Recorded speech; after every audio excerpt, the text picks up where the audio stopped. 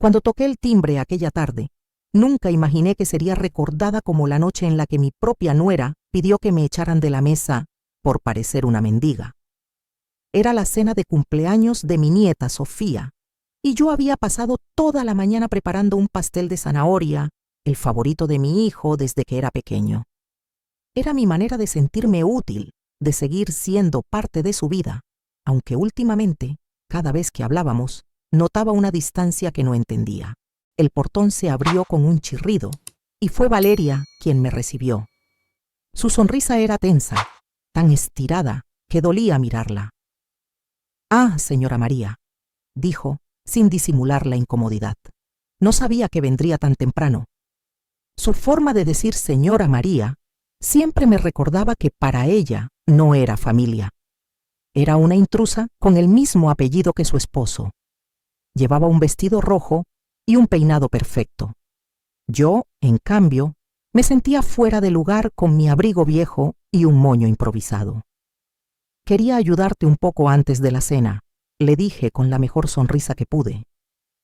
Ella se apartó apenas medio paso para dejarme pasar. Dentro, la casa estaba deslumbrante.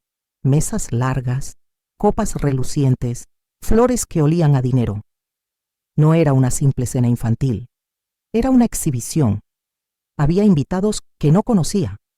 Socios, amigos de la empresa, parejas jóvenes vestidas como para una gala. Por un instante, me pregunté si mi presencia allí no era un error. Sofía corrió hacia mí, radiante con sus rizos sueltos y un vestido azul cielo. «¡Abuela!», gritó abrazándome con fuerza. «¿Trajiste el pastel?».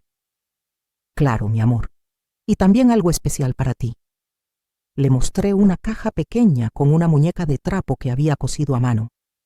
Pero antes de que Sofía pudiera abrirla, Valeria se acercó y, con una voz tan dulce que dolía, dijo: «Cariño, luego vemos el regalo, ¿sí? Abuela necesita ir a arreglarse un poco antes de la cena». Sentí las miradas de varias mujeres sobre mí.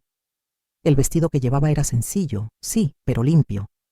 Mis manos, algo ásperas, no podían competir con sus uñas esmaltadas. Me limité a asentir. «Está bien, Valeria». Pasé al baño, me miré al espejo y comprendí que no era la apariencia lo que la avergonzaba de mí. Era mi existencia. Yo representaba algo que ella quería borrar: la pobreza, el pasado humilde de su marido, el origen que él ahora intentaba ocultar.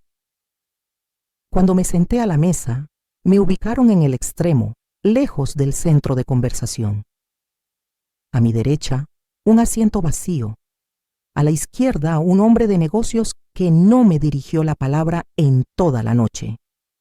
Al otro extremo, Valeria reinaba como una anfitriona de revista, sirviendo vino, sonriendo a sus invitados, hablando de inversiones y vacaciones en la Riviera.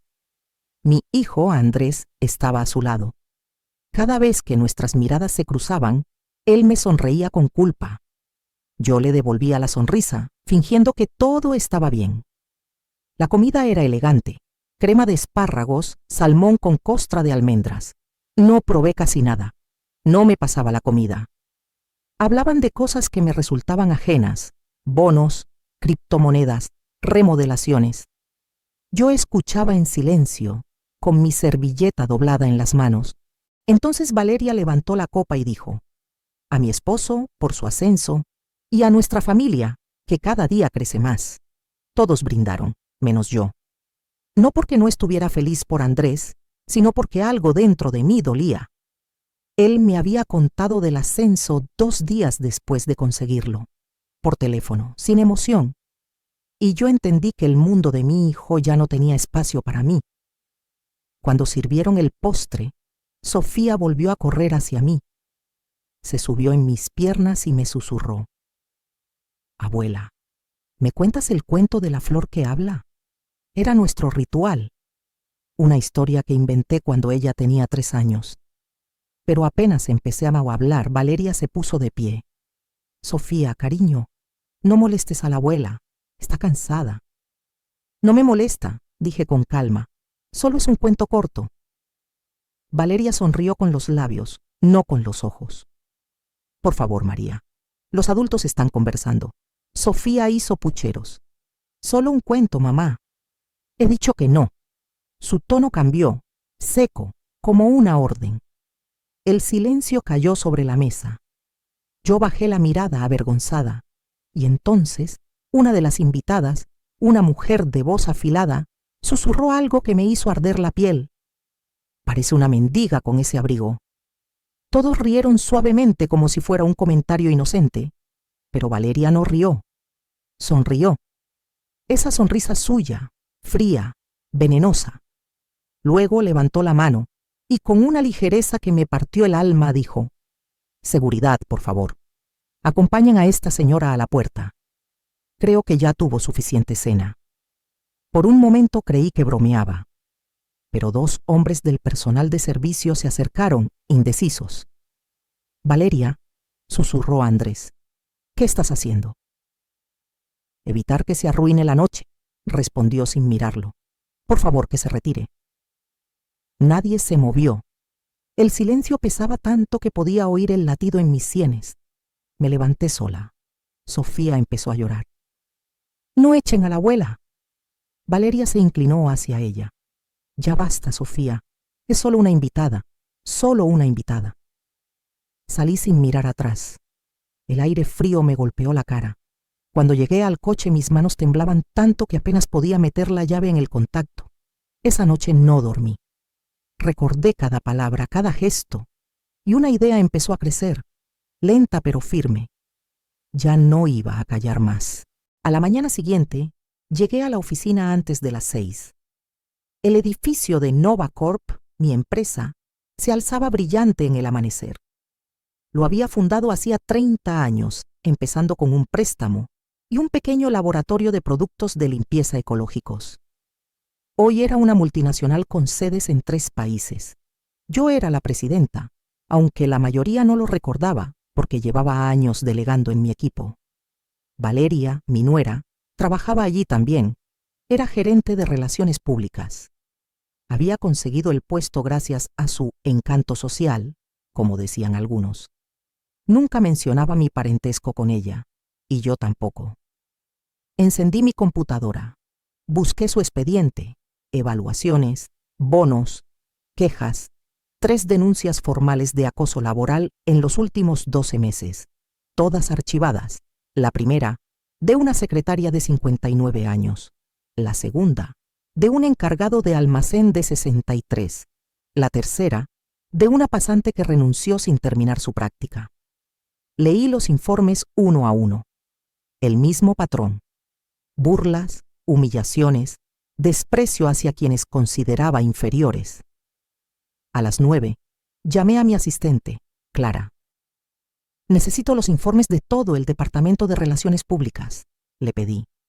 «En físico, y que nadie sepa que los pedí». Clara asintió, curiosa, pero no preguntó. Sabía cuándo era mejor guardar silencio. Pasé la mañana leyendo.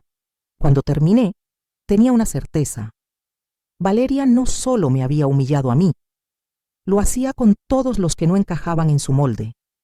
A las 11 en punto, marqué a Recursos Humanos. «Necesito una reestructuración inmediata en relaciones públicas», dije. «Y quiero que Valeria Ramírez pase una semana completa en el área de mantenimiento, sin excepciones». Hubo un silencio. «¿Perdón?», preguntó la jefa de Recursos Humanos. «No lo repetiré. Diga que es parte de un programa de rotación de cargos y quiero informes diarios de su desempeño». Colgué y por primera vez en meses sonreí. El lunes me vestí con algo que hacía tiempo no llevaba. Un overol gris, áspero al tacto, y una gorra que escondía las canas ya domesticadas con la prisa. Lo hice sin ceremonia, como quien se prepara para una tarea cotidiana. Pero esta vez, el atuendo era también una herramienta. Quería que mi presencia fuera anónima, un cuerpo más entre los que mantienen en marcha la máquina diaria. Bajé por la escalera de servicio y crucé el umbral de la planta baja con el pulso tranquilo. Nadie me reconoció. Veo ahora con la claridad que dan los años que hay un pequeño privilegio en pasar desapercibida: la libertad de ver las cosas tal como son. El olor a desinfectante me recibió antes que las voces, un perfume industrial, ácido, que corta la memoria y la sustituye por la realidad del trabajo físico. Ese olor me devolvió a mis comienzos, a las manos partidas de jabón, al frío de la madrugada en las puertas de servicio, a la sensación de que si no lo hacías tú, nadie lo haría. Había fregado esos mismos pisos hace más de 30 años, cuando la empresa era solo una sala y una promesa, cuando me dijeron que no podría durar y respondí con trabajo. Cada vez que respiro ese aroma, algo en mi columna vertebral se endereza. Recuerdo de dónde vengo y por qué no me amilano. Desde el pasillo de servicio la vi al fondo, junto a un carrito metálico que chirriaba con cada empujón. Valeria estaba de pie, con la mandíbula apretada. La expresión de repulsión se le marcaba como un gesto fijo en el rostro. El uniforme la asfixiaba. La gorra le aplastaba el peinado. El delantal le rozaba la piel donde antes lucía joyas. Sostuvo la escoba con las manos como si fuese un objeto extraño y húmedo. Cuando se inclinó para recoger una bolsa de trapos, noté cómo sus movimientos siempre estaban lejos de la naturalidad del trabajo que hacen las manos acostumbradas a ello. «No pienso hacer esto», oí decirla con la voz alta, casi teatral, dirigida a una supervisora que la miraba con esa paciencia de quien ya ha visto historias peores. Debe haber un error. La supervisora, una mujer de rostro enjuto y manos curtidas por años de vapor y detergente, la miró sin incredulidad. Sus ojos tenían la serenidad de quien no se sorprende por nada, porque en ese sótano se han visto muchas caídas y también muchas reconstrucciones. «No, señora», respondió con calma. «Es una rotación obligatoria, 1 semana». Valeria bufó, con un gesto que pretendía ser desdén y que sonó más frágil que violento. Ridículo, no tiene sentido. Su desprecio era una cortina para su desconcierto. «A veces sirve para entender cómo funciona todo», replicó la mujer con una media sonrisa. «Todos empezamos aquí». Valeria rodó los ojos, la misma escena que tantas veces había ensayado. La afirmación de su superioridad, el izquierdazo de la ironía. «Algunos no estamos hechos para esto», sentenció, como si la vida fueran clubes con membresías exclusivas y ella hubiera comprado el pase. La supervisora, que conocía el circuito de la humillación, esbozó una sonrisa que fue a la vez ironía y compasión. «No se preocupe, el piso no muerde», dijo, y la frase sonó a broma que suaviza lo inevitable. Durante 3 días la observé desde mi escondite, un rincón junto a la máquina de envasar, sin que ella supiera que la mirada que la seguía era la de la fundadora. Tomé nota de los pequeños rituales que delatan a quien no pertenece, la forma de mirar a los demás por encima del hombro, el lenguaje de la prisa que pretende ocultar la inseguridad, la manera en que se enfoca en la textura del guante como si eso justificara su desprecio. Se quejaba, genuinamente ofendida por todo, por el olor a jabón que parecía a sus narices tan agresivo como un insulto, por el tejido áspero del uniforme, por las manos que se enrojecían al trabajar con productos químicos, por el zumbido de la máquina que, según ella, arruinaba el aura de su eficacia. La escuché hablar con un tono que pretendía ser burlón, pero le faltaba la gracia. «Esto es indigno», decía, reclamando indignidad como si fuera un trofeo. Trataba con desprecio a los demás, describiéndolos en voz baja como gente que no llega a nada o mano de obra barata, sin contemplar que detrás de cada uno había un rostro, una historia, una familia. En sus palabras había desprecio, sí, pero también la confesión de un miedo, el miedo a verse reducida a lo que despreciaba, a que su propio reflejo aparecería en el escudo que usaba para protegerse. El 4.º día me acerqué, no porque buscara un enfrentamiento, sino porque había razones prácticas. Necesitábamos redistribuir tareas y además quería escucharla de cerca. Llevaba una escoba y por primera vez en mucho tiempo decidí prestarme a la pantomima de la operaria. Mi voz pretendió ser ruda, áspera como la de las mujeres que pasan la vida en el fregadero. ¿Le ayudo con esa bolsa?, le dije con un acento que no me pertenece, como si quisiera forzar la sensación de pertenecer al lugar. Ella ni siquiera me miró. Continuó con el movimiento mecánico de su tarea, y su respuesta fue fría. No, gracias, no necesito ayuda. Algunos intercambiaban comentarios en voz baja sobre la última observación de Valeria, y otros simplemente la ignoraban, concentrados en su tarea. Nadie se sintió inferior. Nadie levantó la voz. Eso me dio una clase de orgullo más profundo que cualquier reconocimiento público. Esa semana, en los informes que me llegaban, seguía apareciendo la misma frase: hace el trabajo, pero con desprecio. Era como si su alma no quisiera entrar en el ritmo del lugar. Cumplía horarios, sí. Cumplía tareas, sí. Pero con la misma frialdad que alguien lleva una corona que no le pertenece.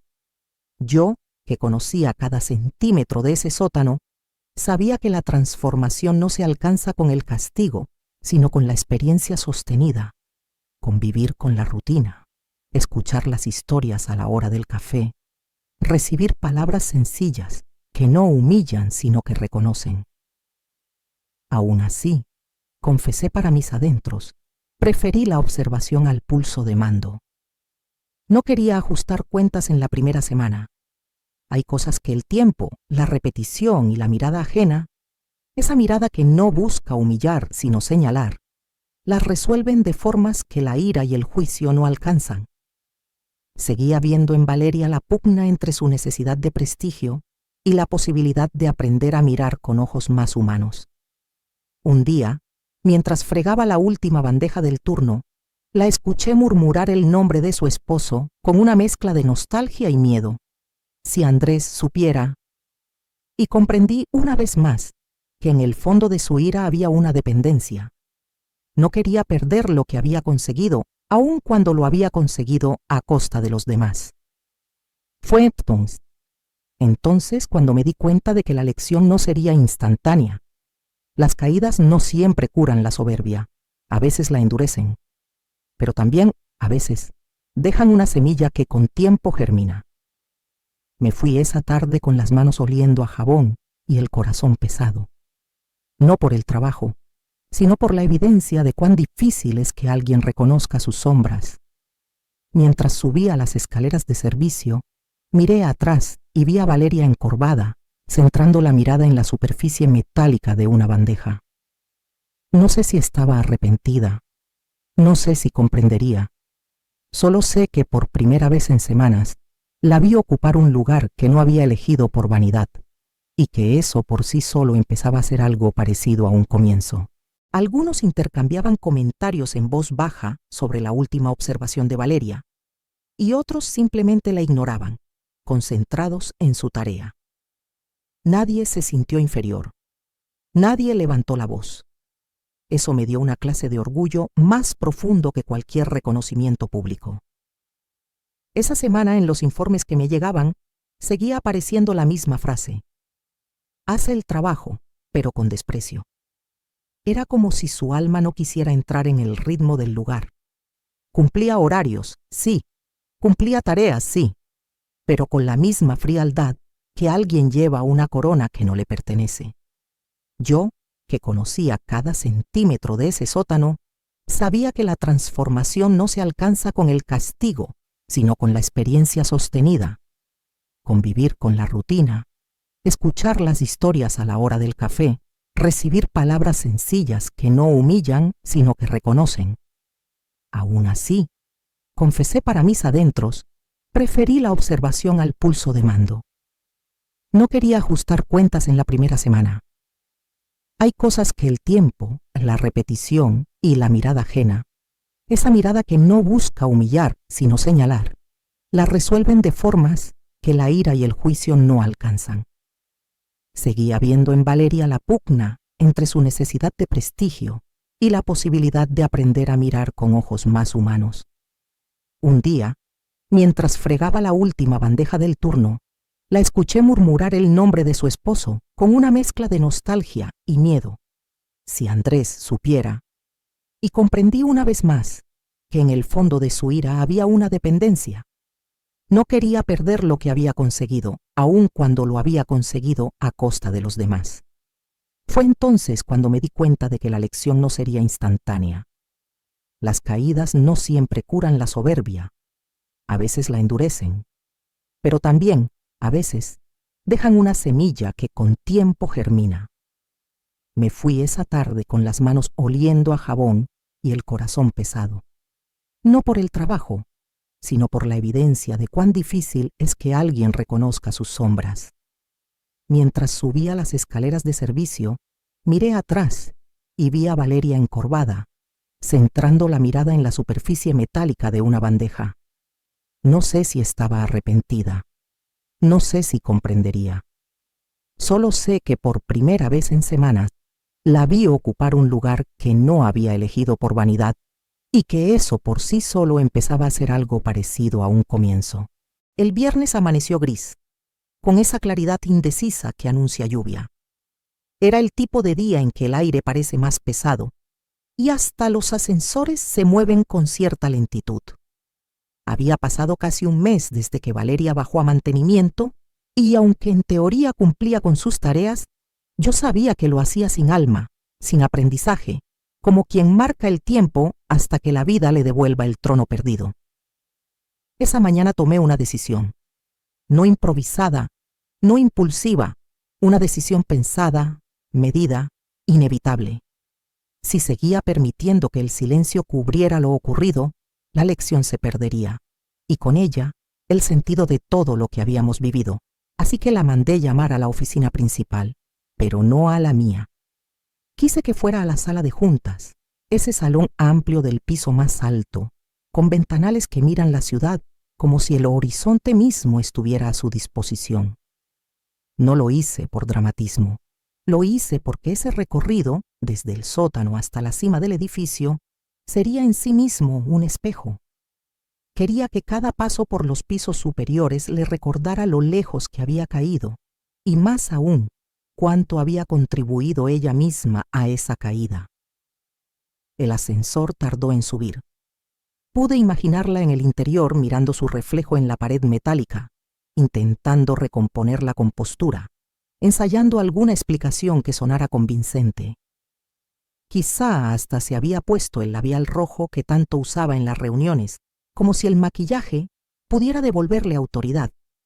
Pero lo que la esperaba arriba no tenía nada que ver con apariencias. Cuando la puerta se abrió, el sonido de sus tacones, los mismos que antes resonaban con arrogancia por los pasillos, se volvió distinto, un eco contenido, inseguro. Entró en la sala sin saber qué esperar. Me encontró de espaldas, mirando por el ventanal hacia el cielo encapotado. No necesitaba verla para sentir cómo su energía se tensaba en la habitación. ¿Quién me mandó llamar?, preguntó, con esa voz suya que mezclaba control y prepotencia, la voz con la que siempre creía ganar las discusiones. No respondí de inmediato. Giré lentamente, como quien da vuelta a una página que lleva demasiado tiempo esperando. El silencio se volvió espeso, casi tangible. Cuando nuestros ojos se encontraron, vi cómo la seguridad se le desmoronaba en segundos. Su rostro fue un desfile de emociones. Primero horror, luego incredulidad y finalmente miedo. «Tú», susurró. «No puede ser». «Buenos días, Valeria», dije con calma, como si fuera una reunión cualquiera. «Por favor, siéntate». Ella no se movió. Permaneció de pie, con la cartera colgando de un brazo, temblorosa, sin decidir si correr o fingir normalidad. «¿Qué estás haciendo aquí?», preguntó, intentando recuperar el tono profesional que ya no le salía. «Trabajo aquí», respondí con serenidad, «desde hace mucho». «Pero tú dijiste que…», balbuceó, buscando entre los recuerdos una salida. «Dije que tenía una empresa», la interrumpí suavemente. «Fuiste tú quien asumió que limpiaba oficinas». La vi palidecer. La sangre se le fue del rostro. El maquillaje, demasiado cuidadosamente aplicado, comenzó a parecer una máscara frágil. Eres la dueña. La fundadora, corregí. Hace 30 años. Sus rodillas cedieron y se dejó caer en la silla más cercana. El ruido del metal al tocar el suelo resonó en la habitación vacía. Me observó como si viera un fantasma. Esto es una locura, murmuró medio para sí, medio para convencer al aire. No, Valeria, respondí. Lo que fue una locura fue cómo trataste a la gente, lo que hiciste día tras día, creyendo que nadie miraba. Saqué una carpeta gruesa del escritorio y la abrí frente a ella. Dentro había copias de informes, correos, evaluaciones. Las pruebas que durante meses habían pasado por alto los supervisores que confundieron su eficiencia con liderazgo. Aquí tienes 3 quejas formales, dije, señalando los documentos, todas desestimadas, porque tu jefe pensó que eras eficaz, pero la eficacia sin empatía es crueldad disfrazada de competencia. Ella apretó los labios, la mandíbula le tembló. Yo solo exijo resultados, replicó, aunque su voz ya no tenía la fuerza de antes. ¿Y humillar a los demás te parecía parte del proceso?, pregunté. Desvió la mirada hacia la ventana, evitando mis ojos. El silencio se volvió incómodo, denso. Entonces, con un esfuerzo visible, intentó recomponerse. Estás haciendo esto por la cena, ¿verdad? Su tono fue un intento torpe de burla, porque te sentiste avergonzada delante de todos. No negué la emoción. Me sentí avergonzada, sí, dije despacio, pero no por mí, por ti, por ver cómo mi hijo se casó con alguien incapaz de respetar a los demás, por ver que la mujer que se sienta en mi mesa es la misma que pisotea a los empleados que sostienen esta empresa. Esto es personal, insistió, aferrándose a la única excusa que le quedaba. No, respondí con firmeza tranquila. Esto es responsabilidad, la mía, por haber permitido que actuaras tanto tiempo sin consecuencias. Sus manos se apretaron sobre la mesa. Los nudillos se le pusieron blancos. La vi morderse el labio, una reacción infantil ante una verdad que no podía controlar.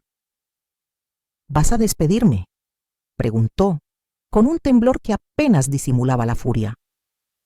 Te daré 2 opciones, le dije mirándola fijamente.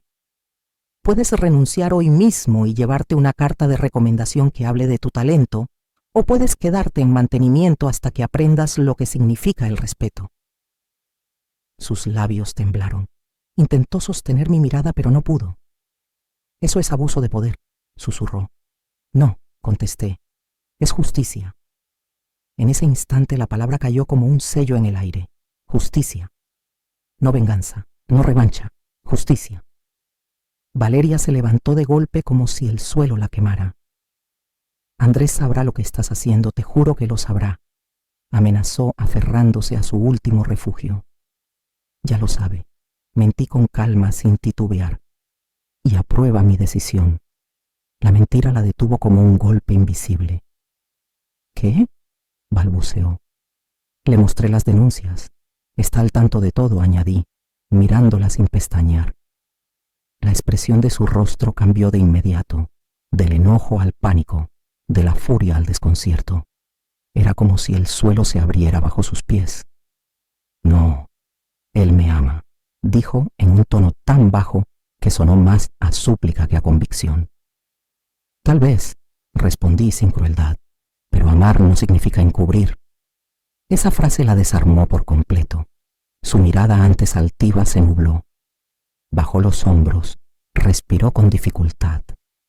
El aire en la sala se llenó de un silencio tan profundo que hasta el reloj pareció detenerse. Por un instante sentí lástima, no por ella, sino por la mujer que había construido dentro de sí, la que confundió éxito con superioridad, poder con inmunidad, amor con dominio. No dijo nada más, solo tomó su bolso con movimientos torpes y se dirigió hacia la puerta. En ese breve trayecto, cada paso resonó como una página que se cierra. Cuando la puerta se cerró tras ella, el sonido fue nítido, definitivo. Me quedé unos segundos de pie, respirando el silencio que dejó. Podía oír mi propio corazón, lento, pesado. No sentí triunfo, no sentí alivio. Solo una extraña paz, esa que llega cuando uno cumple con su deber, aunque duela. Miré de nuevo por la ventana.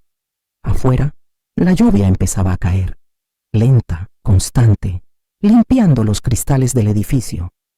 Y pensé, con un suspiro que no fue amargo, que quizá eso era lo que necesitábamos todos. Una buena lluvia que lo lavara todo, hasta que quedara solo lo esencial. La noche ya había echado su manto cuando sonó el teléfono. La luz de la lámpara en la mesita proyectaba un óvalo cálido sobre la mesa. Y yo estaba terminando de doblar una servilleta cuando vi el nombre de Andrés en la pantalla. Contesté al primer timbrazo. Su voz al otro lado sonó más pequeña de lo que recordaba.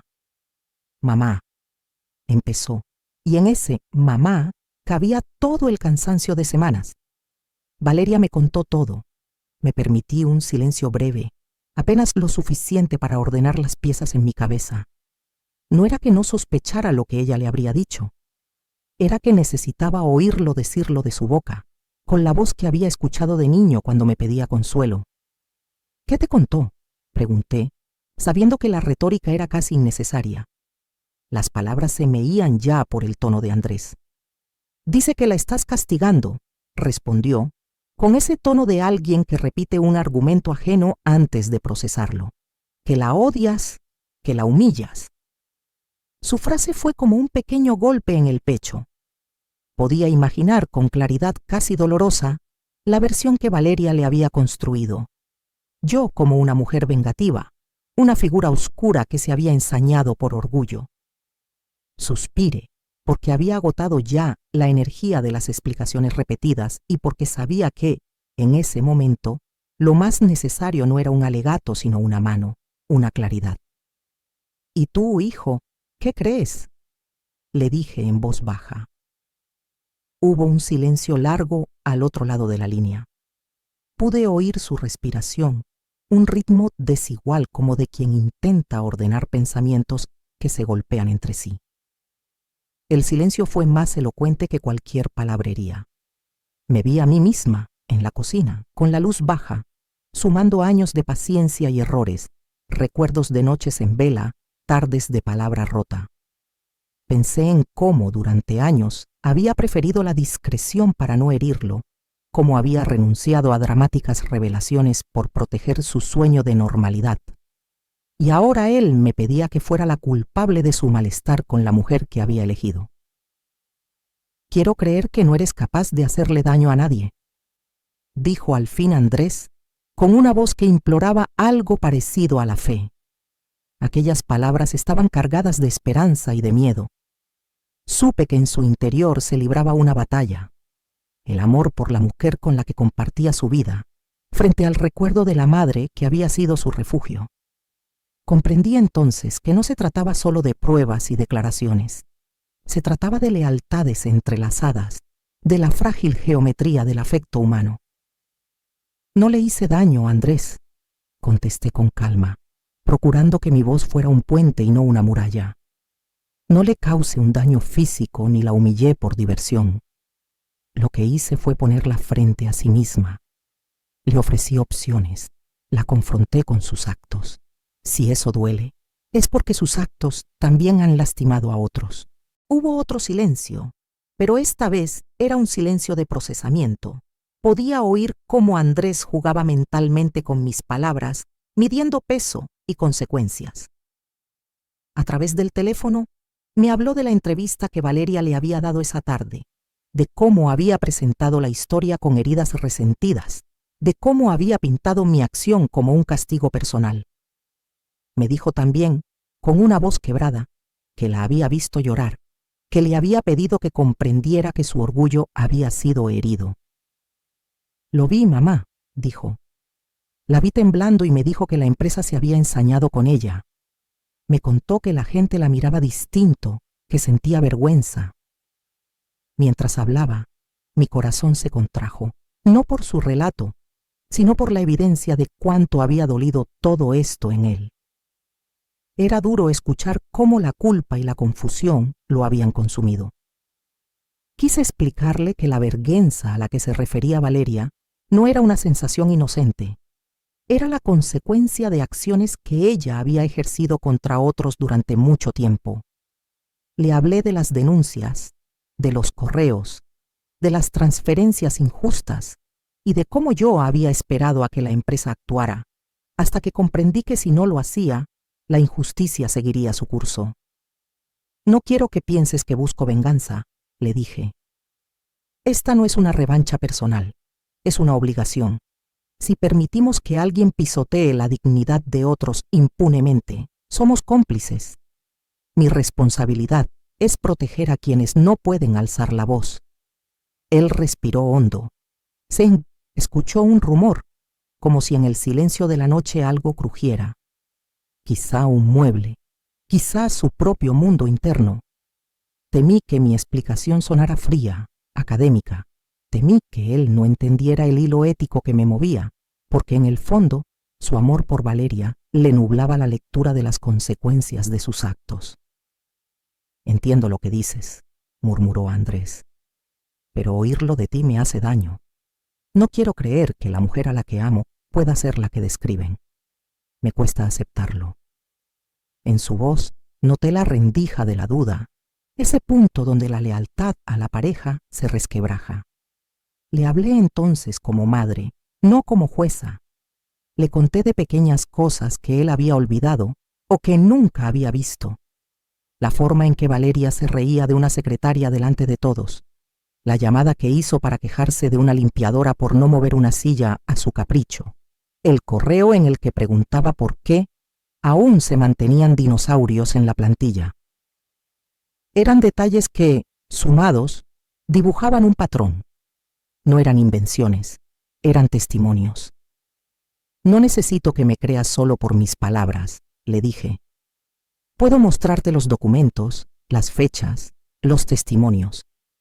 Pero sobre todo, te pido que observes, que veas cómo se comporta con quienes no pueden defenderse, y que te preguntes si tu amor por ella te está permitiendo mirar con el corazón o te impide ver con honestidad. Su silencio, entonces, fue distinto. Ya no era evasión, era la concentración de alguien que pesa la verdad en una balanza que se le ha inclinado hacia dos amores. Lo sentí dudar, luchar, buscar la versión de la persona que había elegido. Sabía que el dolor que sentía no era contra mí, sino contra el reconocimiento de una pérdida, la pérdida de una imagen construida, la revelación de una incompatibilidad moral. Finalmente dijo, casi en un susurro, quiero creer que no eres capaz de hacerle daño a nadie, y quiero creer que ella puede cambiar. Sus palabras fueron un nudo en mi garganta. Quería enseñarle que la posibilidad de cambio existe, que la transformación es real cuando hay arrepentimiento y trabajo. Pero también quería que entendiera que la voluntad de cambiar debe mostrarse con acciones, no solo con palabras. Le pedí que, antes de tomar partido sin ver, hablara con quienes habían sufrido, que escuchara sin interrumpir, que no juzgara por lealtades sino por hechos. Le pedí que se diera tiempo para mirar. Si ella realmente desea cambiar, le dije, tendrá la oportunidad. Mi objetivo no es destruir vidas, es que se haga responsable de sus actos. Si la veo genuinamente arrepentida y dispuesta a reparar, podemos pensar en caminos, pero no podemos volver atrás con un silencio cómplice. Él guardó silencio de nuevo. Esta vez no era vacío, sino contemplativo. Su respiración se volvió más tranquila, menos cortada por la angustia.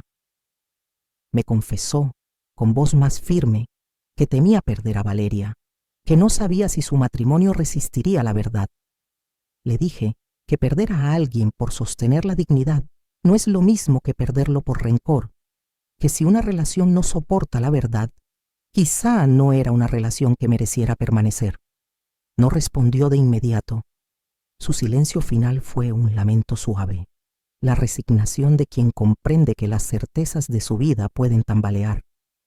Y fue un silencio que me dolió, porque más que juzgar, yo deseaba su tranquilidad. Aún así, su silencio dolió más que todas las palabras de su esposa, porque en ese mutismo se anunciaba la soledad del que debe elegir entre dos afectos y la imposibilidad de sostener ambos sin traicionar a uno. Colgué con el corazón apretado, sin rencor, pero con la conciencia clara de que las cosas habían cambiado para siempre. Sabía que, en algún momento, Andrés tendría que tomar decisiones que dolerían, y que mi papel era acompañar, no imponer. Me quedé un rato más con la luz encendida, pensando en cuánto pesan las palabras y en lo que significa verdaderamente mirar a alguien y reconocerlo tal como es. Las semanas pasaron con la lentitud de las rutinas obligadas, de esos días que se repiten tanto que uno podría describirlos con los ojos cerrados. Valeria seguía en el área de mantenimiento, cumpliendo con sus turnos como una autómata, sin una palabra de más, sin una sonrisa, sin la más mínima grieta por donde asomara la humildad. Llegaba puntual, hacía su trabajo y se marchaba con la mirada fija al frente, como si cada paso fuera un recordatorio de lo que consideraba una humillación. Desde mi oficina, recibía los informes semanales de su supervisor. Todos, sin excepción, decían lo mismo. Cumple con las tareas asignadas, sin fallas, sin retrasos, pero con desprecio. No saluda, no colabora, no mira a nadie a los ojos. Era como si hiciera todo por demostrar que podía soportar la lección sin aprenderla. Y en el fondo, yo lo sabía. La verdadera transformación no nace de la obligación, sino de la conciencia, y Valeria todavía no la tenía. Una mañana decidí bajar al sótano, no por control ni por venganza, simplemente porque necesitaba verla con mis propios ojos, comprobar si el aire pesado de ese lugar había logrado ablandar un poco su rigidez. El ascensor se abrió con un gemido metálico. El pasillo olía a jabón barato y a acero húmedo. Las luces fluorescentes titilaban intermitentes, bañando todo con un resplandor blanco, impersonal. A medida que caminaba, escuché que el eco de los trapos exprimiéndose, el ruido constante del agua cayendo en los fregaderos y el zumbido de los extractores. Allí estaba ella, Valeria, de espaldas, con el cabello recogido de cualquier manera, sin maquillaje, el delantal manchado de grasa. Fregaba bandejas grandes casi del tamaño de su torso y las apilaba con una precisión rabiosa. Sus uñas, que antes eran una extensión de su orgullo, estaban rotas, descoloridas y las manos enrojecidas por los químicos. Era una mujer distinta en apariencia, pero no en esencia. Se movía con una tensión que no pertenecía al cansancio físico, sino al rencor. Me acerqué despacio. «Buenos días», dije con voz calmada. Ella no levantó la vista. Siguió frotando la bandeja como si quisiera borrar mi presencia de la superficie metálica. «¿Ahora vienes a burlarte?», soltó, con una ironía que escondía cansancio. «Vengo a ver si aprendiste algo», respondí. Esa frase bastó para encenderle la chispa que llevaba guardada. «Aprendí que eres una vieja resentida», dijo, con una sonrisa amarga que no llegó a los ojos. Sus palabras me atravesaron, no por el insulto, sino por la tristeza que contenían, la incapacidad de aceptar una lección, la necesidad de herir para no mirar hacia adentro. No respondí.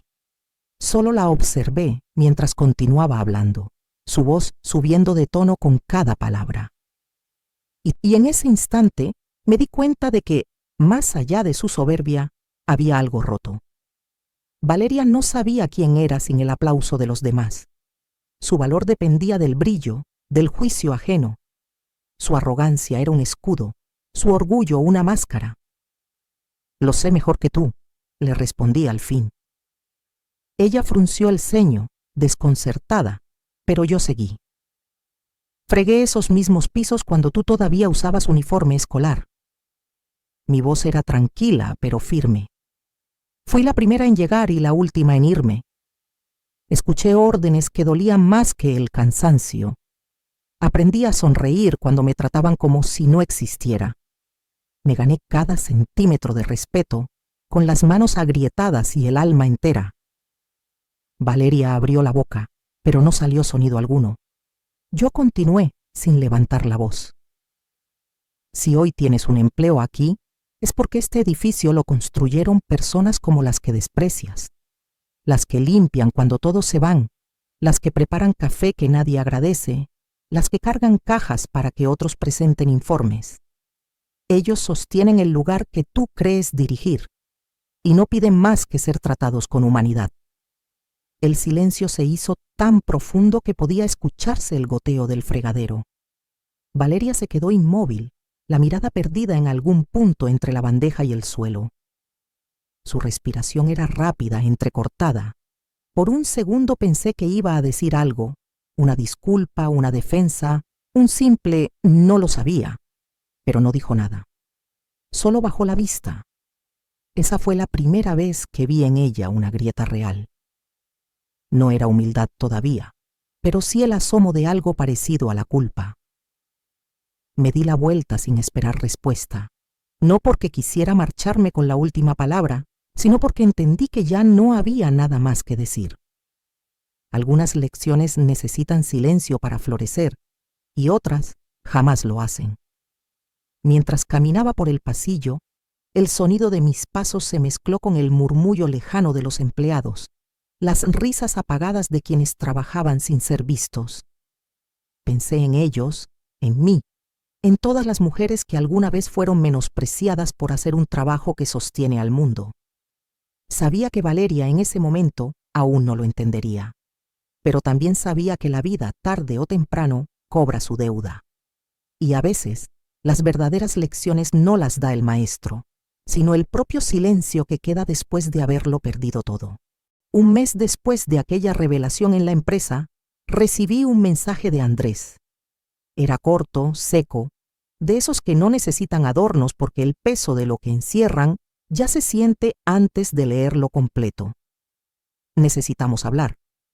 Los tres, recuerdo que me quedé mirando la pantalla un buen rato, como si las palabras pudieran darme una pista sobre el tono de su voz o la intención detrás del mensaje. Era una frase tan simple y sin embargo tan cargada. Los tres. Había evitado ese pronombre durante semanas y ahora lo traía de vuelta, como si quisiera reunir en una sola noche todo lo que se había roto entre nosotros. Esa misma tarde limpié la casa sin saber por qué. No por nervios, sino por esa costumbre que tenemos las madres de preparar el terreno para lo inevitable. Puse orden en la cocina, abrí las ventanas para que entrara un poco de aire fresco, encendí una vela con aroma a vainilla, una manía que tengo cuando necesito calma, y preparé café. Me miré al espejo antes de que llegaran y vi en mi reflejo algo que no me esperaba. Serenidad. No la serenidad del perdón todavía, pero sí la del que ha comprendido que ya no tiene nada que demostrar. Cuando tocaron el timbre, el reloj marcaba las 7:15. Andrés fue el primero en entrar. Sus ojos tenían esa expresión cansada que solo aparece cuando la vida se te ha vuelto un campo de batalla entre el deber y la culpa. Su abrazo fue breve, medido, como si temiera que un gesto demasiado largo revelara de qué lado estaba su corazón. Detrás de él, Valeria apareció con el porte estudiado de quien quiere controlar la narrativa de lo que está por suceder. Venía arreglada con un cuidado excesivo, el cabello perfectamente peinado, un conjunto elegante que olía a perfume caro y a necesidad de aprobación. Pero detrás de esa fachada había una grieta. Se notaba en sus manos, en el temblor mínimo que traicionaba su intento de dignidad. Nos sentamos en mi pequeño comedor. Esa mesa rectangular de madera clara tenía más historia que todos nosotros juntos. Ahí Andrés había aprendido a sumar con piedritas, había hecho su primera tarea de ciencias, había llorado la primera vez que reprobó un examen y había soplado velas en cada cumpleaños de su infancia. Era una mesa que conocía la verdad, y quizá por eso, cuando nos sentamos, sentí que las paredes guardaban silencio para escuchar. Andrés rompió el hielo con la voz apagada. «Mamá», dijo, con un tono que mezclaba respeto y agotamiento. «Creo que esto se ha ido demasiado lejos». Lo miré con calma, sin apuro. «¿Demasiado lejos?», pregunté, sabiendo que la respuesta no era para mí, sino para él mismo. Él bajó la mirada. «Valeria dice que la Degrad hizo una pausa, que la obligaste a limpiar baños». El aire pareció detenerse un instante, como si hasta el reloj quisiera escuchar mi reacción. «No la obligué», respondí despacio. «Le di opciones». Escogió la que no requería mirar a nadie a los ojos. Andrés se pasó la mano por el cabello, un gesto que reconocí de cuando era niño, y no sabía cómo explicarme que había roto algo. «¿Por qué no me lo dijiste antes?», preguntó con cansancio. Lo miré, recordando todas las veces que había callado por él, todas las veces que esperé a que aprendiera por sí mismo. «Porque pensé que lo verías con tus propios ojos», le contesté. Entonces Valeria habló. Su voz, que solía sonar firme y modulada, se quebró en un registro que no le conocía. «No tienes idea de lo que me hiciste pasar», dijo sin mirarme. «Todos se ríen de mí. Me miran como si fuera basura». La observé en silencio unos segundos. Vi el temblor en su barbilla, la mezcla de vergüenza y rabia que no sabía manejar. Y solo entonces le respondí, con una suavidad que era más cortante que cualquier grito. «¿Y ahora sabes cómo se siente?». La frase flotó en el aire, pesada, inapelable. Valeria se levantó de golpe, empujando la silla con tal fuerza que chirrió contra el suelo. «Eres una mujer cruel», escupió, con la voz cargada de rabia y lágrimas contenidas. «Soy una mujer cansada», le respondí sin levantar el tono. «Cansada de ver cómo tratas a la gente como si fueran menos, de ver cómo conviertes la soberbia en una forma de respirar». Andrés se levantó también, intentando poner orden en la marea que crecía. «Por favor, basta», dijo, extendiendo las manos como si pudiera detener la tensión que se desbordaba. Pero Valeria no escuchó. «¿Sabes cómo me llamó tu madre en público?». Me miró con los ojos encendidos. «Empleado en entrenamiento». Me hizo usar un uniforme. Me humilló delante de todos. La miré sin alterarme. Y aún así, no cambió. Dije, más para mí que para ella. «No tenía por qué cambiar», gritó Valeria golpeando la mesa. «Yo no hice nada malo». Andrés se giró hacia ella con una mirada que era puro desengaño. «Sí lo hiciste, Valeria». Ella lo miró con desconcierto. «¿Qué?». «Te burlaste de mi madre», dijo él con la voz temblorosa pero firme. «Llamaste a seguridad para echarla de la casa». Valeria palideció. «Yo estaba nerviosa», balbuceó. Andrés la miró fijamente. «La llamaste mendiga». El silencio cayó como una losa. El aire en la habitación se hizo más denso, más difícil de respirar. Valeria bajó la vista, por primera vez sin palabras, y ese gesto, más que cualquier excusa, confirmó lo que ya sabíamos todos. Andrés se frotó la frente, exhalando un suspiro largo, casi de rendición. «No puedo más con esto», dijo finalmente levantándose. Su mirada se dirigió hacia mí, cargada de una tristeza que también era alivio. «Mamá, lo siento. Tenías razón». Negué suavemente con la cabeza. «No se trata de tener razón, hijo. Se trata de ver la verdad y de decidir qué hacer con ella». Valeria dio un paso hacia él, con la desesperación de quien siente que el mundo se desmorona bajo sus pies. «¿Estás eligiéndola a ella?», preguntó casi sin voz. Andrés la miró con una ternura vieja, de esas que ya no tienen fuerza. «Estoy eligiendo la decencia», respondió, y sus palabras fueron un cierre, una sentencia, una puerta que ya no volvería a abrirse. La vi derrumbarse, no de rodillas, sino por dentro. Sus hombros se encogieron, su mirada se vació. Tomó su bolso sin mirarnos y salió de la casa con pasos rápidos, torpes, furiosos. El sonido de la puerta al cerrarse resonó en el comedor como un eco que arrastraba años de dolor y orgullo. Con ese golpe seco se cerró un ciclo, y en ese silencio quedó suspendida la paz que tanto había costado recuperar. Andrés permaneció de pie unos segundos, mirando la puerta cerrada, inmóvil, como si no acabara de comprender lo que acababa de pasar. Nunca pensé que fuera capaz de, dijo, sin terminar la frase. Demostrarte quién era en realidad, completé yo. Él asintió, con los ojos húmedos.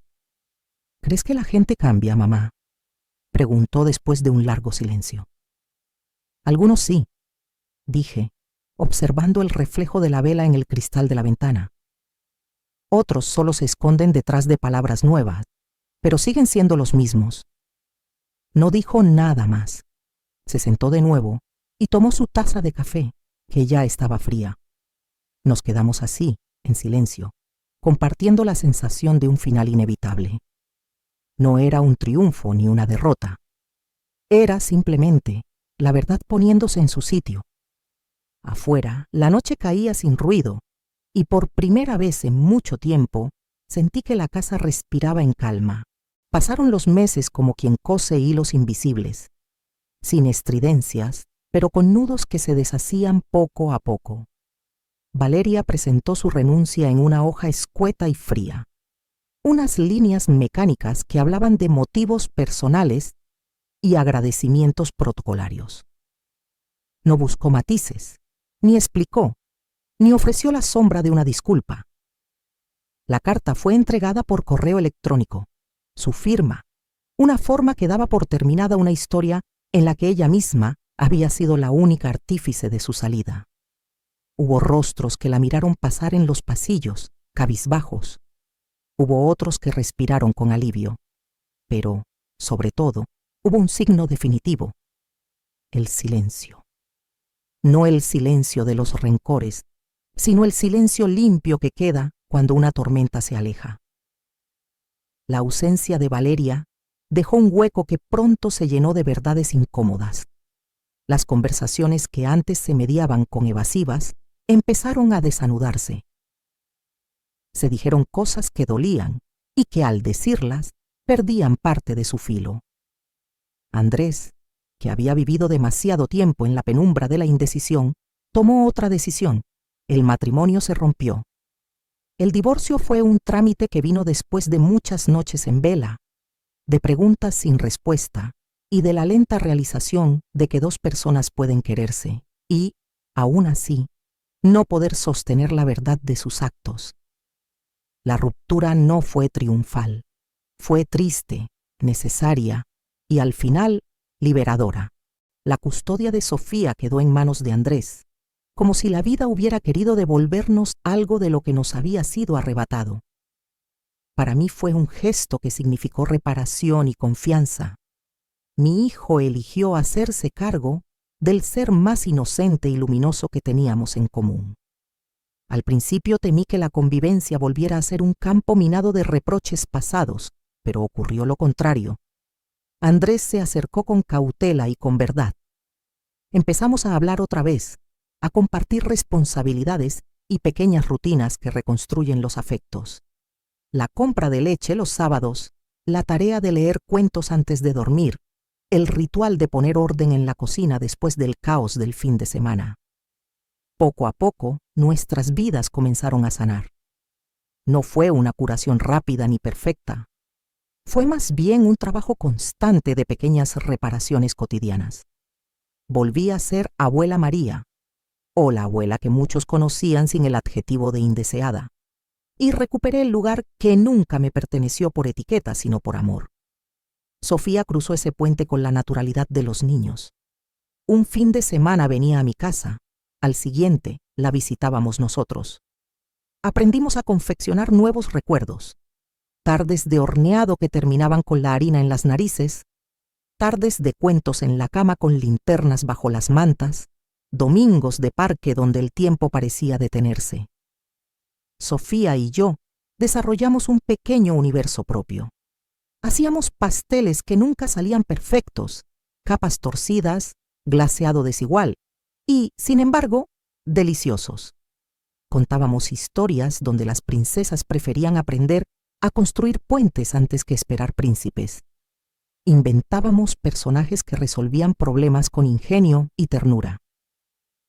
Una tarde, con la cara todavía manchada de crema, me preguntó: «Abuela, ¿por qué la flor del cuento nunca se rinde?». Le respondí sin teatralidad: «Porque la verdad no necesita adornos, porque sabe quién es, aunque otros no lo vean». La mirada que me dio en ese instante fue una confirmación. Mi presencia era reconocida por alguien que valía más que cualquier etiqueta social. A veces, cuando el ruido se aquietaba y la casa se llenaba del murmullo de la noche, pensaba en Valeria. No con deseos de venganza, ni con la venganza fría del rencor, con una pena hondísima por la oportunidad desperdiciada. Ella había tenido en sus manos una familia entera, una posibilidad de transformarse frente a un espejo que le ofrecía la humildad aprendida en la cocina y la sabiduría de quienes llevan la vida en las manos. Rompió esa posibilidad y, en el proceso, se rompió a sí misma. Lo sentí como una pérdida, no como triunfo propio. Y en esa pena hubo también una lección. El daño ajeno no es la mejor medida de mi alivio. De la ruina de Valeria, sin embargo, emergió algo hermoso y necesario: la reconciliación con mi hijo. Reconstruimos la confianza con paciencia, con actos repetidos que hablaban más alto que las palabras. Comer juntos los domingos, escuchar sin interrumpir, aceptar silencios que se transformaban en conversaciones. La fuerza de mi nieta creció en ese refugio. Vi en sus ojos más seguridad, más confianza para ser curiosa y testaruda. Noté cómo aprendía la dignidad del trabajo y el valor del respeto cuando observaba a los demás siendo tratados con igualdad. Esa experiencia me motivó a convertir la lección en acción dentro de mi empresa. Sentí que no bastaba con reparar en lo personal. Quería que los mecanismos que habían permitido que alguien abusara de su posición se modificaran. Así nació un programa para promover el respeto intergeneracional. Lo diseñamos con cuidado. Cada mes, un empleado joven y otro mayor trabajaban codo a codo en un proyecto puntual, rotando tareas para entender capacidades y ritmos distintos. No fue un gesto simbólico, fue una política con seguimiento, evaluaciones y rendición de cuentas. Implementamos mentorías inversas, donde los jóvenes compartían destrezas tecnológicas y los mayores enseñaban gestión emocional y procedimientos que solo la experiencia otorga. Verlos trabajar juntos me dio una alegría profunda.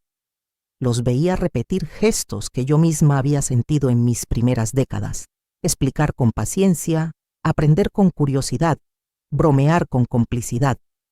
Había días en que una empleada de 62 años enseñaba a un analista cómo interpretar un cliente difícil y, al día siguiente, ese analista le mostraba a ella una nueva herramienta para organizar su tiempo.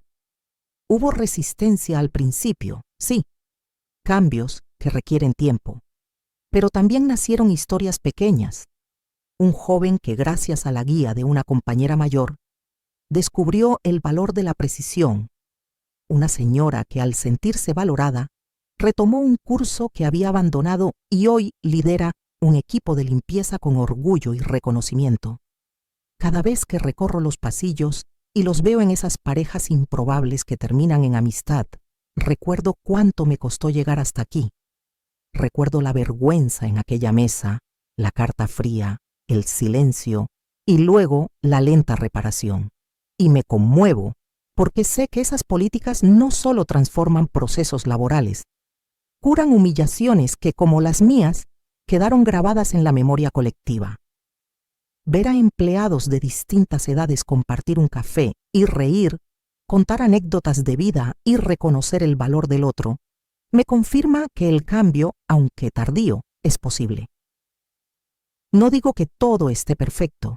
Las cicatrices existen y a veces reaparecen en recuerdos que asaltan de noche. Pero la diferencia es que ahora la empresa y mi casa son espacios donde la dignidad tiene protocolos que la protegen. Líneas claras para denunciar, seguimiento real y la convicción de que nadie debe sentir vergüenza por su origen o sus manos. Esa convicción se sembró de a poco y cada vez que veo a Sofía correr por la cocina y pringarse las manos de masa, pienso que algo de esa semilla fructificó. La idea de que pertenecer no es cuestión de brillo, sino de piel compartida y risas sinceras. Al final, lo que quedó fue una vida reconstruida sobre fundamentos más firmes. Un hijo que volvió a mirar sin miedo. Una nieta que crece aprendiendo que la grandeza está en la bondad. Una empresa que decidió hacer del respeto su norte. Y yo, que aprendí a mirar las ausencias con compasión y las presencias con gratitud, sigo horneando, contando cuentos y encendiendo velas en la ventana. No para que otros me vean, sino para recordar que la luz más potente es la que se comparte. Hace unos días fue el cumpleaños de Sofía. 6 años cumplidos, piernas todavía de niña que se niegan a dejar de trepar, manos pequeñas que manchan de azúcar todo lo que tocan.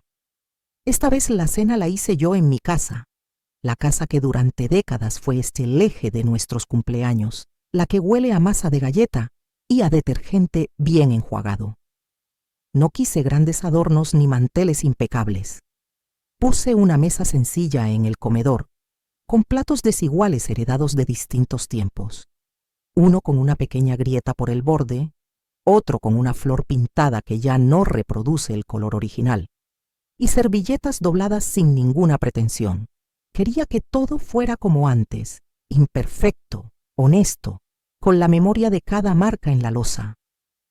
Andrés vino con un ramo de flores que no parecían sacadas de un catálogo. Eran flores de barrio, con tallos un poco torcidos, pero con colores vivos, como una promesa. Las dejó en un vaso del que olía a café, y de inmediato la casa se llenó de un olor a pétalo y a cariño. Sofía, con las manos aún pegajosas de la tarde, insistió en ayudarme con el pastel. Mezclamos la masa en un bol profundo. Ella medía la harina con su pequeña cuchara, derramando más de lo que tocaba, y luego reponiéndolo con una seriedad que me hizo sonreír. Mientras removíamos, le conté la receta como si fuera un hechizo. Una pizca de paciencia, una cucharada de risa y mucha mantequilla porque, según yo, lo bueno de la vida debe ser un poco generoso. El horno hizo su trabajo y la casa se llenó de un olor tibio que parecía envolvernos como una manta. Pusimos el pastel en el centro de la mesa y decoramos con las manos, sin prisa. La crema no quedó perfecta, pero las fresas cortadas por Sofía con cuidado se acomodaron como pequeños corazones. La mesa así montada, platos distintos, vasos con huellas de dedos, flores en un vaso simple, era otra cosa, un testimonio de lo que realmente importa. No hubo servilletas de tela planchadas ni cubiertos imposibles. Hubo conversación, risas y miradas que no necesitan traducción. A la hora de las velas, Sofía me miró con esos ojos que parecen pedir que el mundo sea justo. Colocó las velas con cuidado, sopló una por una para asegurarse de que quedaran prendidas, y cuando todas estaban en llamas, hizo la pausa reverente que tienen los niños antes de pedir un deseo. Me tomó de la mano y se pegó a mi pecho, con la confianza de quien nunca duda de que el abrazo de la abuela puede reemplazar cualquier miedo. Entonces, con voz baja y seria, esa voz que guardan cuando las palabras contienen verdad, me preguntó, ¿puedo contártelo, abuela? Y yo asentí, sintiendo el estremecimiento de todo un camino vivido. Deseé que nunca nadie te vuelva a echar de una casa, dijo. El silencio que siguió fue un silencio luminoso. No hubo la grandilocuencia de un aplauso. Hubo un nudo cálido en la garganta, una sensación de justicia que no necesitaba venganza para afirmarse. La abracé con fuerza, apretando en ese abrazo la deuda de años, las humillaciones ajenas, las tardes de relatos y de panes compartidos. Le contesté, dulcemente y sin presumir. Ese deseo ya se cumplió, mi vida, porque comprendí algo que con los años se hace cristalino. Mi lugar no depende de la mesa en la que me sienten, ni del mantel, ni del brillo de una vajilla. Mi lugar está en el amor que me acompaña, en la risa de mi nieta, en las manos de mi hijo, que ahora sostienen las mías desde la verdad. Después de que se fueron, cuando las voces se apagaron y la tarde quedaba colgada solo de unas pocas luces, encendí una vela en la ventana. No lo hice por costumbre ni por superstición, lo hice por gratitud. La vela parpadeó contra el cristal y en esa luz pequeña vi pasar el mapa de lo que perdí y lo que recuperé. La palabra que me arrebataron aquella noche, la mesa que me negaron y todas las pequeñas restituciones que no se registran en documentos, sino en gestos. La luz era un guiño, no a la vanidad ni a la reparación espectacular, sino a la calma de quien sabe que el camino de regreso se recorre con pasos simples. Pensé en Valeria, no con rabia destructiva, sino con una pena que no consume. Me imaginé sus pasos en otra ciudad, su prisa por arreglar una vida que quizá se sustentó en juicios apresurados. Ojalá, pensé, encuentre algún espejo lo suficientemente honesto como para mostrarle lo que pierde cuando mide a los demás por su brillo exterior. Ojalá entienda que el poder no radica en hacer sentir pequeños a los demás, sino en ofrecer la mano para levantarlos, porque la verdadera fortaleza no se ostenta, se practica. Y yo aprendí algo que con el tiempo adquirió la consistencia de una lección grabada a fuego. La venganza más noble no es la que destruye al otro, sino la que nos deja indemnes y mejores. Caminar sin rencor, con la espalda erguida y la sonrisa franca, es una revancha que no hace ruido pero transforma. No me entregué a la amargura. Decidí cultivar la paz, fortalecer las raíces que nadie puede arrancar si las regamos con afecto y dignidad. Si alguien me preguntara ahora qué haría si volviese a vivir aquella cena horrenda, respondería sin titubear. Volvería a entrar con el mismo abrigo y el mismo pastel, porque la dignidad no se compra con ropa nueva ni se mejora con gestos de lujo. La dignidad se sostiene con el coraje de ser quien eres, con el amor que te acompaña y con la constancia de volver siempre al sitio donde te ama. Y en esa certeza, en esa mesa de platos desiguales y risas sinceras, supe que he ganado lo único que verdaderamente importa, pertenecer por afecto y por verdad, no por una invitación de etiqueta.